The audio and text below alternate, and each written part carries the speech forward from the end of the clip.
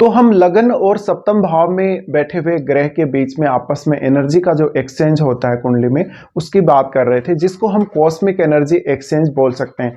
इस वीडियो में बात करेंगे, अगर किसी भी जातक के लगन में अगर बृहस्पति स्थित हो और सप्तम भाव में अगर चंद्रमा स्थित हो, तो ऐसे में इन दोनों ग्रहों के बीच में आपस में जो कॉस्मिक एनर्जी एक्सचेंज बन रहा है, उसका कैसा प्रभाव और परिणाम आपको देखने को मिलेगा। देखिए, यहाँ पे बृहस्पति अगर लगन में है तो बृहस्पति बहुत ही हायर साइड को दिखाता है विजडम के मामले में। तो आपकी जो बुद्धिमत्ता है वो ज्यादा से ज्यादा आप में होगी।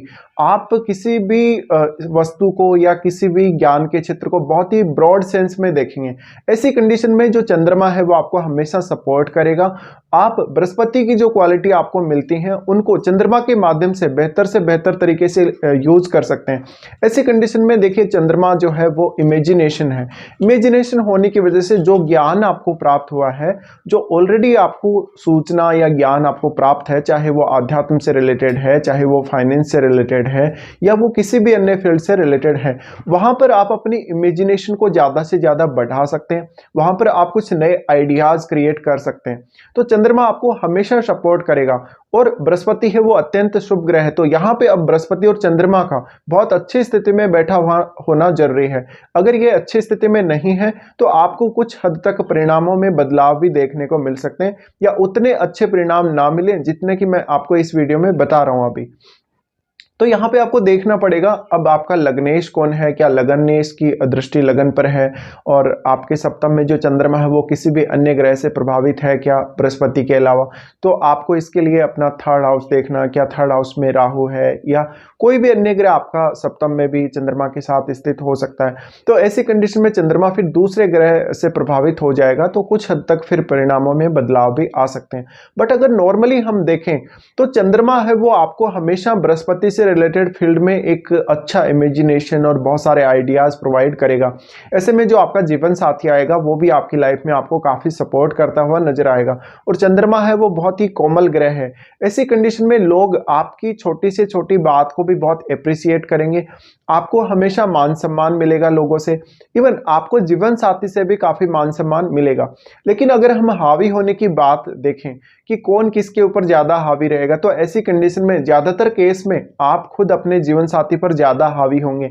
भले ही तो आप अपने ज्ञान के माध्यम से, अपने विचारों के माध्यम से या किसी भी अन्य माध्यम से, लेकिन अगर चंद्रमा किसी क्रूर ग्रह से प्रभावित है तो ऐसे में आपके और आपके जीवन साथी के बीच में काफी मिसअंडरस्टैंडिंग्स डेवलप हो सकती हैं। कुछ हद तक ज्यादा तर्क वितर्क डेवलप हो सकते हैं।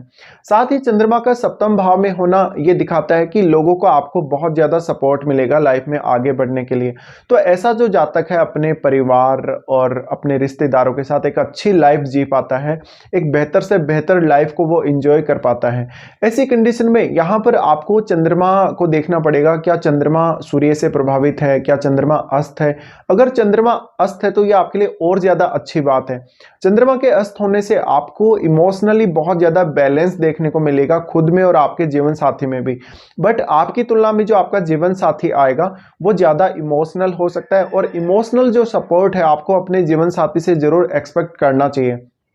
ऐसी कंडीशन में हम ये भी बोल सकते हैं कि ऐसा कोई भी जातक, कोई भी जो ऐसे फील्ड में हो सकता है जहाँ पे हम कुछ लिखते हैं, जैसे आर्टिकल वगैरह लिख रहे हैं, हम कुछ पुस्तक वगैरह लिख रहे हैं, या कानून से संबंधित बातें हम किसी को बता रहे हैं या लिखित में दे रहे हैं, तो ऐसी कंडीशन में आपकी लिखने की जो एबिलिटी है, लिखने की जो क्षमता है, वो भी आपकी बढ़ जाएगी।